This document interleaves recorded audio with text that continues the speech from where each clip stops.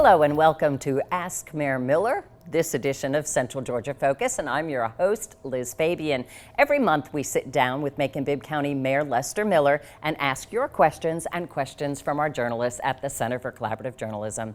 Thank you so much for joining us, Mr. Mayor. You know, as we're recording this, congressional leaders in key House and Senate committees will be going over the Ocmulgee National Park and Preserve bill. 13 WMAZ's Raymond Tubb would like to know if you think it's still possible for this to pass this year, and if not, what would you like to see on the horizon for next year? Well, I'm not worried about next year. I think we're going to be very successful this year.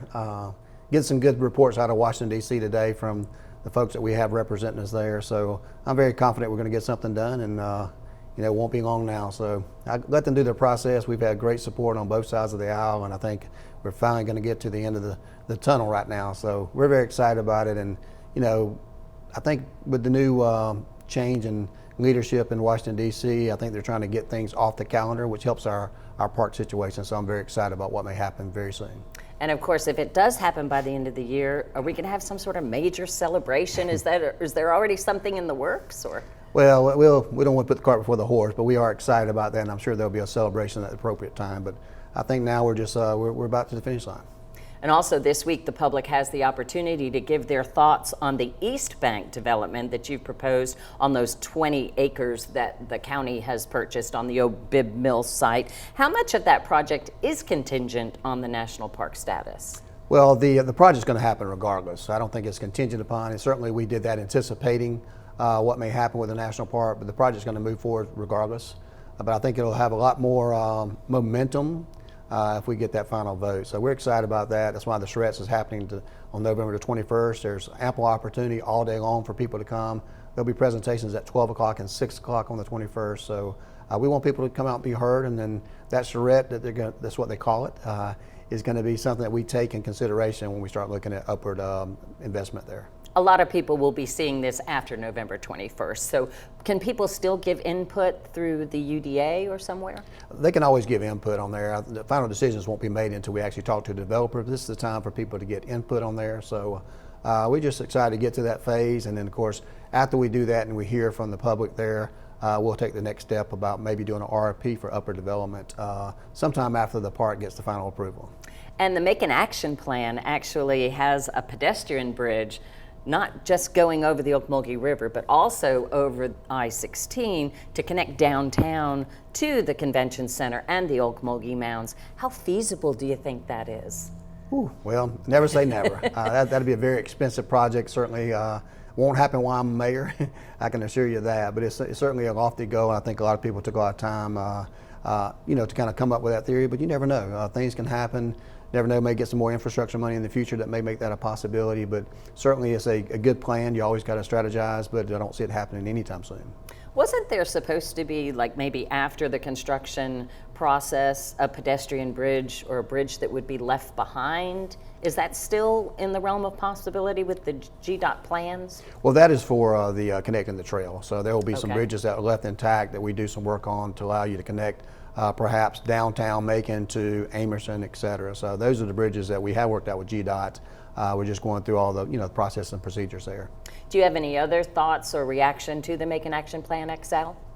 Well, we've got some input there. Of course, you could have the gondolas, right? That's a great way to get across the interstate and across the Ocmulgee River. So that's not dead yet? Oh, I don't think so. People are going to be very surprised when in several years down the road when they're looking at transportation in general in the United States, and they're going to start seeing these things pop up. They're not good for everywhere, but I do think you're going to see some, and I think they're very reliable. They're a little slow now for transportation. I think that's the key part, but I think you're going to see with all that we're doing in the United States to increase our travel and as much we have going on, it's going to be a real possibility one day. And that seems like a logical place because there wouldn't be that much infrastructure like a bridge, just the posts and whatever else you need. So, wow, didn't realize that was still on the table, but we'll look forward to that. Now, Sarah Holloway grew up in Chattanooga, and she has a daughter now attending college here. She wants to know, is Macon trying to be a real city or stay a small town? Because she said she was shocked to see how undeveloped parts of Macon are, and also wants to know if there are any plans to have eye-attractive things for young people to do that encourage them to stay after college. Well, that's a great question. I think we're trying to do all of the above, and I would say we're already doing that. I think if you look at the rate of the students that come to Mercer, to Middle Georgia State, to Wesleyan College, Central Georgia Technical College, you'll find a lot of those students fall in love with Macon and they stay here already. So we have a great quality of life. We have lots of entertainment. Our downtown is thriving. We're doing things nice at the mall. So I think a national park on the way. All these great things are happening, and some more that'll happen after our splash next year. So I think we're already starting that process. We still want to make sure we protect, our historical significant things in Macon. We don't want to just tear everything down and burn the city down and get rid of all of our history there. So I think we're going to be very protective of the things that we need to, and we have to kind of get more modernized on some of the other things. So there'll be something for everybody and a good quality of life mainly. And just quickly before we go to break, Monica Gia moved from Jacksonville, and she saw a prior episode of Ask Mayor Miller where somebody suggested development along Rocky Creek. She too, she says she doesn't have a car, she has young kids, and it would be great to have some sort of stores that those neighborhoods could walk to. Anything in your old stomping grounds planned?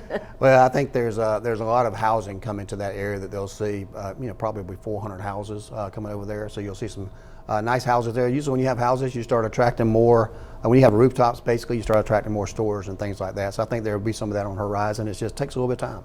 All right, well, stay with us. When we come back, we'll talk about public safety and other things exciting that are going to be happening in Macon. Stay tuned.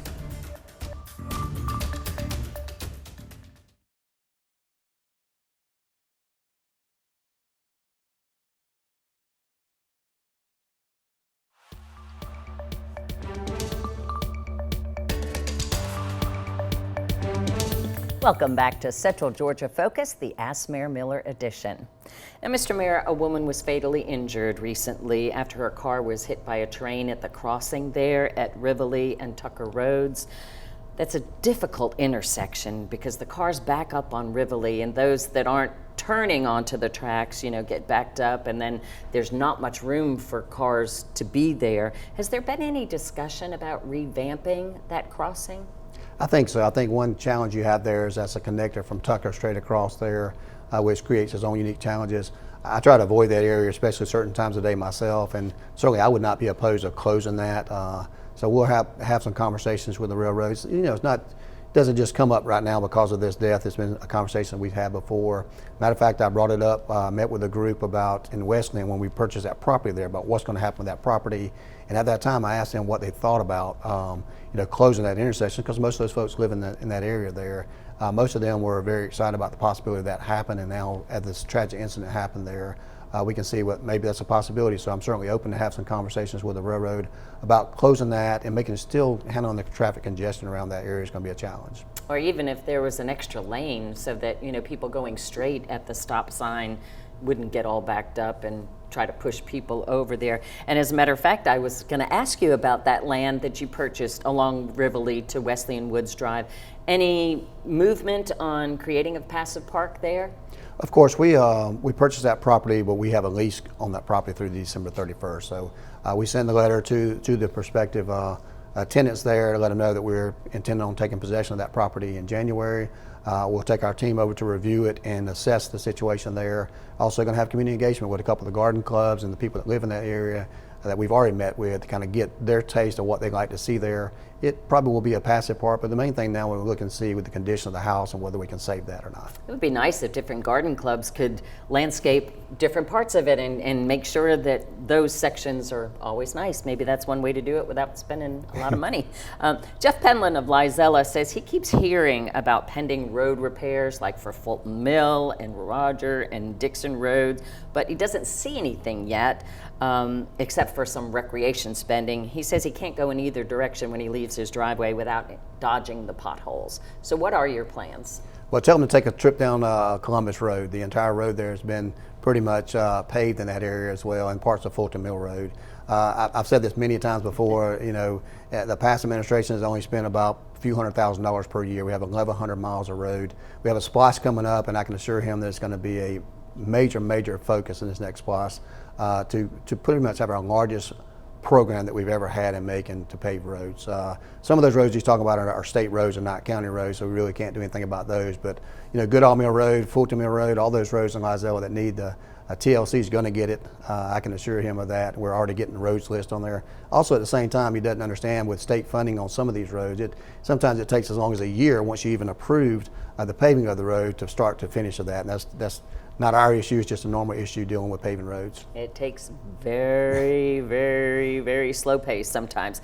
Now, in the realm of public safety, I know this is probably a question for the sheriff, but Michelle Brock had raised some concerns about sheriff's deputies and their weapons. Do you know what kind of training that law enforcement has when it comes to securing weapons and keeping them stored safely? Well, they have codes that they have to follow. I know Michelle Brock has sent a question to the sheriff, and he's been responding to her back and forth. I think he's already appropriately answered her questions by email because I'm on that email chain. So if you want to find out more about that, you can feel free to file an open records request, get the sheriff's response to her on that. But they have public safety officers trainings and standards they have to use, and I think a lot of her questions have been answered in that email. I certainly am not capable of answering those questions no better than the sheriff would be on that particular issue. Right. You also sponsored an ordinance recently to designate about $3.5 million from the proceeds of those school safety zone tickets for public safety. Where are your priorities for that spending?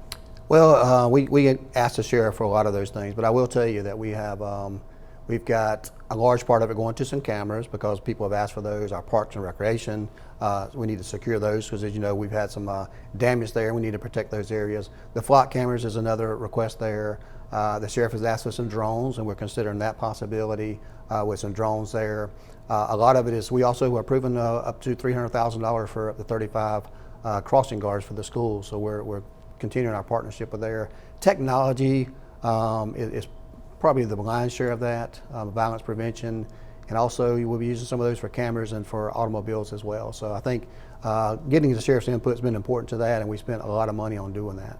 Well, and speaking of those cameras, we have to clear some things up. And yes, we're still talking about the school zone safety cameras there. And I was misunderstanding because you had told us that the flashing lights don't have to be on for you to get a ticket, but you can only get a ticket during the school day. I was misunderstanding that it's any time. Right. So really, it's an hour before school starts, an hour before school ends, and any time during there. The flashing lights are just to let you know that it's 25 miles per hour during those entry and dismissal times. But that said, Billy Meter suggested that the 25 mile per hour speed limit stay constant all the time in the school zones and have signs saying entering school zones, speed limit 25 miles per hour, leaving 24 hours a day. Any thoughts on that? Well, first of all, the school day is defined as 1 hour before school begins until 1 hour at the last bell. That is the only time you can get a ticket. You can only get a reduced ticket for certain times of the day when the flashing lights are on. And that's the 25 mile per hour zone. But some schools, it's not necessarily 25 miles per hour. Oh, really? Whatever, some of them have yeah, whatever the the reduction is. So whatever the light tells you to do, when the lights are on, you go that reduced speed. When the lights are not on, you can go up to 10 miles an hour more than the speed limit. Doesn't mean you need to speed, but at the same time, it will be illegal to basically have the cameras on 24/7. We do not have that. Nobody has gotten a ticket after hours. Okay. I personally said I will pay for any ticket outside of those times, and not one person out of the 40,000 tickets we've issued has gotten a ticket after hours. Okie dokie. So one more time, let's get it straight. You can get a ticket anytime during the school day. Doesn't have to be the period of the reduced hours, but then after that 5:05 p.m. and before the 7 a.m. the next day, Cannot get a ticket. you cannot get a ticket. Unless there's an officer there who sees you going 50 miles per hour in a 30 mile per hour zone. But no tickets from the cameras from that. That's correct. Okay. You think folks have gotten that straight? No. How many Thousands of times do you times. get those questions? Thousands of times, every single day. We got 4 new cameras that'll be coming on, and I think we'll get the same questions. But there's a graphic we can put out there. We put out there multiple times that basically explains it in one quick graphic. And I know you're also closing out the American Rescue Plan Act funds. Any major last hurrahs from that money? Well, we got some things that we're doing that for now. You can only limited circumstances you can do that. I can expect Brookdale with our warming center, resource center there, we'll get some additional funds. And we've got some other things going on for public safety as well. And we're going to wrap those things up. Probably, we got to do it by the end of the year. If you don't use it, you lose it. So we'll make sure all those funds get the good use and for the intended purposes. All right, well, stay with us. We have some exciting things to talk about starting the new year, so don't go away.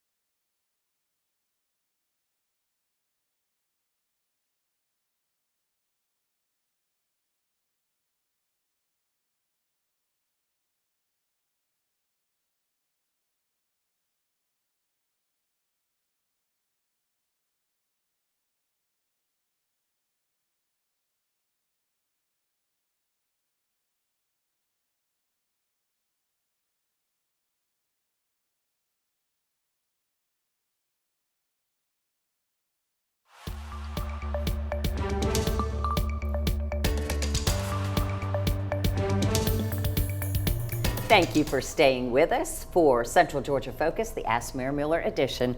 Mr. Mayor, you really weren't kidding when you said you wanted to start the year 2025 off with a bang, right? I mean, you've kind of been alluding to the demolition of the old Hilton Hotel, but now it looks like that there's been an RFP out there for that. Are you going to be the one that flips the switch at 11:59:59, December 31st, 2024? I certainly hope so. It's not too often I drop a lot of hints and they don't come true, so I usually try to forecast a little bit for folks. I'll call it our blueprint to a lot of things that we're going to do. And, we acquired this property to blow it up. And I think a lot of people are going to have a problem with it. They're going to have a little heartburn to start with, just like they did with that thing called the amphitheater and pickleball and maybe a national park and all those types of things. Just tell them to trust me. We're going to spend a little money to tear that thing down, but what you'll see that's replacing that is going to be 100 times what it's doing right now. It's been an albatross to our community. It's stopped the growth to the river in downtown Macon for the last decade, and somebody needed to do something about it, and sometimes you got to take the steps necessary to do that. Got to have a backbone, got to have the willpower, got to have the political power to do so, and certainly it's going to be worth every dollar we spend to get that thing down. And people have tried to renovate it before, but it only has 7-foot ceilings, so you're kind of limited to what you can do. You can't really turn it into condos or apartments or anything like that, right? A lot of people don't realize it's not structurally sound underneath. It was not intended to be apartment complexes with refrigerators and stoves and all those things, so it couldn't support it anyway. Also, your 7-foot high ceilings, every room would have to have their own air conditioner unit. How attractive is that to be in downtown Macon for a nice hotel and have to depend on something like that to run your cooling? So heating and air is pretty much thrown out the window with that. So it's going to come down. It's going to be a great project that we're going to bring there. It's going to help that river project develop as well. You'll see some things on that on our agenda upcoming soon. So I think it's going to tie nicely together with everything we got going on in the next spots that we have coming up. And of course, is there plans to have fireworks or anything, or is that the big firework? Well, we always have a good event, whether it's jumping out of airplanes, catching things on fire. We did this RFP. We put down we wanted it to happen at 11:59:59. We hope that the company that we select will be able to do that and accommodate that. But if it doesn't happen then, of course, we'll do it at the appropriate time. But I think it's going to be a great event. People are going to be safe. We're going to keep people away from that area through security. So, but we will have some staging events, I think, for that to happen, and everybody that wants to see it. And I'm sure all the news media will be live streaming that as well. So, any chance of it being filmed to go into a movie later? I don't think that there's anybody that's bitten yet on actually making it part of a movie. Nobody's inked it in, but I'm sure it's going to be used in the movie sometime. Okay, dokie. And you kind of alluded to it too. The Urban Development Authority recently revised its agreement with Kirby Godsey's planned Renaissance on the River for the development on Riverside Drive next to the Burger King there. Looks like the condominiums and a hotel are no longer specified, but what do you envision for that whole area along the river? Well, what I can say is getting that old Hilton, old Ramada Hotel down will help that project make. The commission will be considering that, and I suspect that they will pass that ordinance, that resolution there. What I see is about a $300 million investment in that area. So wow. It's something that people are always talking about the river. You do have the railroad tracks there, but that project is in a TAD, tax allocation district, so it will make it a lot less expensive to do the improvements that are needed in that area. But it's going to be something that people can be proud of. As you recall, we also purchased the old Greyhound bus station there, and I think you're going to see a lot more development in that area very soon. Well, you floated like 300 to 400,000 for East Billion. Bank, so now $1 million. Sorry, yes, but so we're talking about almost $1 billion of investment planned for downtown. That's amazing, really. I think about 1.5 billion to be the number after we get through Wow. SPLOST of actually a lot of private investment, which we're excited about. And your second term begins at the end of the month. What are your plans for inauguration? No big plans. We've been there, done that before. It's new for some of our new commissioners coming on. So December 17th, we'll be taking that oath of office, and then everybody will start on January the 1st. So we're excited about a new 4-term. We have a couple more commissioners come on that's going to get used to the process, and they're already providing valuable input to me personally, and they're going through some training in the upcoming months. So we look forward to working with everybody come January. And just a few days before that inauguration is your sneaker ball. Any big plans that you can share with us about that? Well, it's a great event for Macon, bringing everybody together, and that's what we're about. So everybody's gonna have a lot of fun. We got a guest appearance by somebody that's making it big from Macon, and I'm gonna have on my best shoes. I'm not gonna tell you about what they are yet, but you're gonna be very jealous. Okie dokie. Let's see what else we have. Before that happens too, you also have plans to recognize the outgoing commissioners that were term limited. What are you going to do on December 3rd? We got a special invite list for a lot of their people they wanted to invite. We have 4 commissioners that are rolling off. 2 of them are already rolled off, but we're going to invite them back. Basically have some food and fellowship, and just thank them for their service, for a job well done for all of them. And it's just kind of their final hurrah. So a lot of them are kind of upset about it, but I think it's something that happens, and we appreciate their service. Raymond Tubb also asks, says the county really has dozens of boards and authorities. Have you taken a look at those in your first term to see if any of those are unnecessary and could be reduced or streamlined? Certainly we have probably more boards than we can use at some point in time, and it gets to be hard to kind of put new people on those boards. So we have looked at those things. But the moment you try to remove a board or somebody that's on a board, they get very upset about that. So we have to kind of take a look at that one by one. Raymond, his final question for this month. Did all the bills get paid by the Trump campaign for the amphitheater visit?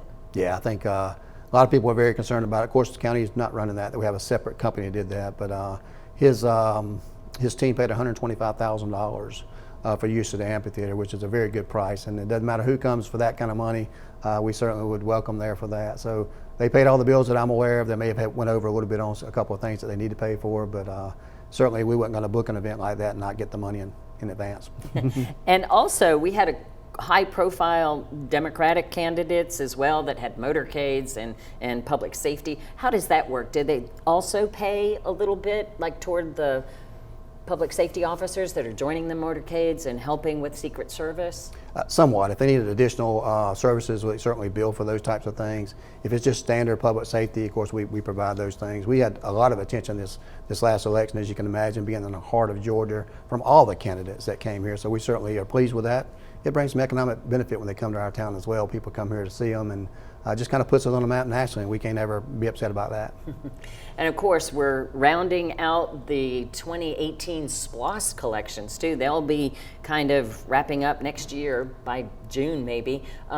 Any big shifts on the horizon moving toward new projects with a 2025 SPLOST? Well, March 18th of 2025, we'll have a SPLOST vote, and we'll be putting forth the plans for that.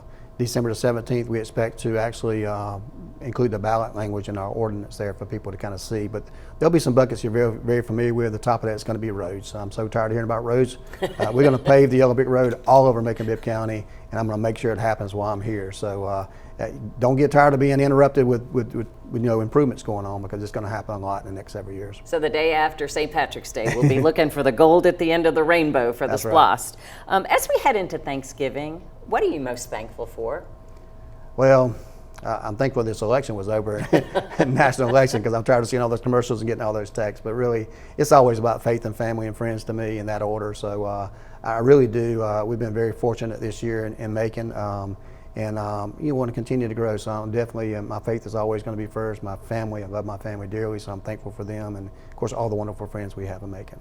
All right, thank you very much, Mr. Mayor, and thank you for being part of our Ask Mayor Miller program. Remember, you can send us a question at any time to mercerccj@gmail.com, because we'll be sitting down with the mayor again before the end of the year. So if you have any resolutions, send them our way. Thanks for joining us.